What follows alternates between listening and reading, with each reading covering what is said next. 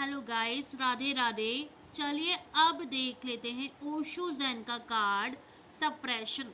Suppression क्या बोल रहा है? देखो, ये पर्सन है दो दीवारों के बीच में फंसा हुआ है, बर्डन सा महसूस कर रहा है, इसके ऊपर दबाव है किसी न किसी चीज़ का।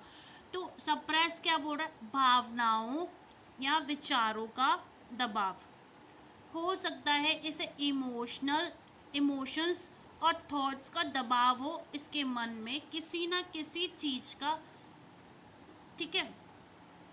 या फिर सप्रेस का मतलब ये भी होता है कि कोई पर्सन का इसके ऊपर नियंत्रण है, किसी भी पर्सन का इसके ऊपर दबाव है, या ये किसी न किसी बात का दबाव अपने ऊपर महसूस कर रहा है, इसको फील हो रहा है कि इसके ऊपर किसी न किसी चीज़ का दबाव है। हो सकता है इसे दबाव महसूस हो रहा हो, या ये किसी चीज़ को, किसी बात को छिपा रहा हो। ठीक है। हो सकता है क्या, भावनाओं का दबाव, इमोशंस, अपने इमोशंस को सप्रेस करके रखा है। ठीक है। विचारों को छिपाना। ठीक है। इसके मन में जितना भी थॉट है, हो सकता है उसने उसको अपने मन में छिपा के रखा हो, जिसकी वजह से उसकी फीलिंग्स अभी है सप्रेस। किसी न किसी बात को, career, relationship, business, money, suppress होना। ठीक है। आ, देखो, मनोवैज्ञानिक हो सकता है भावनाओं का दबाव। ठीक है। सामाजिक, सच को छिपाना, या कोई बात परेशान कर रही है तो सोचेंगे हम किसको बोले, कैसे बोले, कोई हमारी फीलिंग्स को समझेगा या नहीं समझेगा। तो वो पर्सन अपने करियर, रिलेशनशिप, बिजनेस, मनी से रिलेटेड जो भी इशू उसकी लाइफ में चल रहा है, तो वो सच को छिपाएगा, सप्रेस हो जाएगा। ठीक है। व्यक्तिगत आत्मग्रह। ठीक है। मतलब अपनी आत्मा को दबाव में डालना। ठीक है। क्या बोला जा रहा है कि तुम जिस भी बात से सप्रेस हो, खुद को इंडिपेंड कर दो, खुद को आज़ाद कर दो। ठीक है।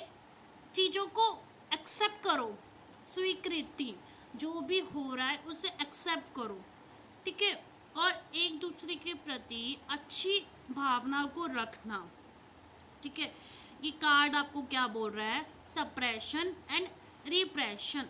इमोशनल ब्लॉकेज हो सकता है इस पर्सन के मन में किसी न किसी बात का एक इमोशनल ब्लॉकेज हो। हिडिंग द ट्रुथ, ये पर्सन किसी सच को छुपा रहा है। ठीक है। सेल्फ कंट्रोल, या खुद को कंट्रोल करने की कोशिश कर रहा है। ठीक है। किसी से अपने मन की बात कह नहीं पा रहा। ठीक है। जिसकी वजह से खुद को ही कंट्रोल कर रहा है, भाग रहा है, छिप रहा है। ठीक है। फिर मैसेज क्या है? Don't suppress your thoughts and emotions. मतलब अपने थॉट्स को और अपने इमोशंस को सप्रेस मत करो। ठीक है। Acknowledge and express the truth. ठीक है। मतलब जो भी ट्रुथ है, ठीक है, जो सच्चाई है, ठीक है, उसे स्वीकार करो और उसे व्यक्त करो।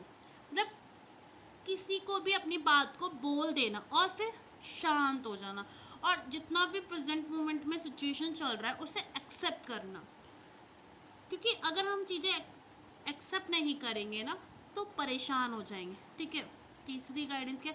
आत्म निग्रह से मुक्त पाए। ठीक है। ये कार्ड आपको क्या मैसेज दे रहा है? Break free. अपनी आत्मा को किसी ना किसी बात से फ्री करना, फ्रॉम सेल्फ कंट्रोल। ठीक है।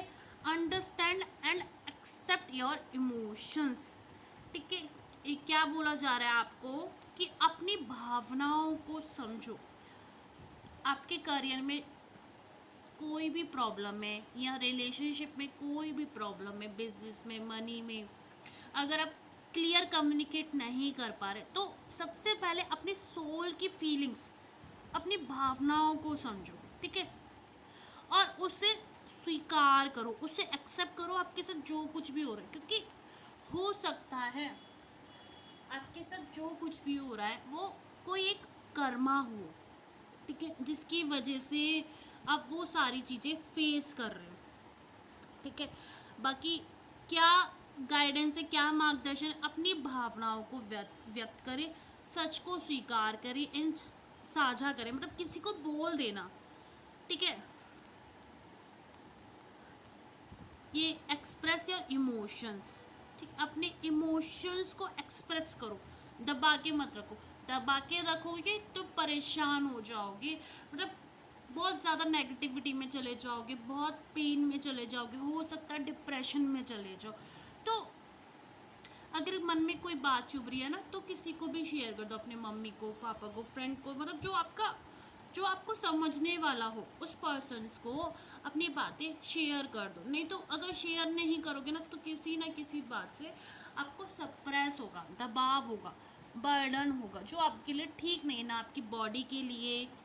अगर आप सप्रेस में रहोगे तो नींद प्रॉपर वे में नहीं ले पाओगे, एक्सरसाइज नहीं कर पाओगे, अपना खाना पीना अच्छे से नहीं ले पाओगे। इसलिए अपनी चीज़ों को शेयर करना, ठीक है। Thank you guys, have a nice day.